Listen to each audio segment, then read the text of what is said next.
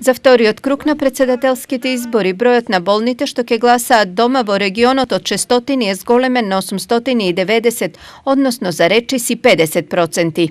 Најмногу нови немокни лица за гласање на гласачките места има во Делчево, каде во првиот круг биле 192, а сега се пријавени 237 лица. Веднаш до него по број на ново пријавени се Берово, каде ден пред останатите гласале 98, а сега ќе гласаат 142, и Пробиштип, каде предходно во сабота гласале 110, а сега тоа ќе го сторат 145 гласачи.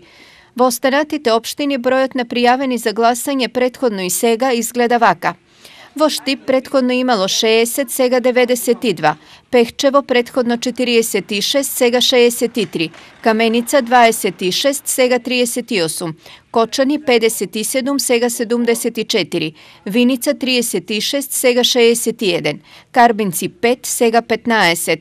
Чешиново Облешево 8, сега 11. И општината Зрновци, која е единствена во регионот која во двата изборни круга има ист број на болни и изнемоштени гласачи 12. Заврши кругот, значи за пријавување болни и немокни лица, така што веќе општинска изборна комисија направи соодветна седница, на која седница со лекар специјалист се утврдија сите дијагнози или поточно апликации кои беа поднесени за болни и немокни кои ќе гласат во сабота, ден пред избори.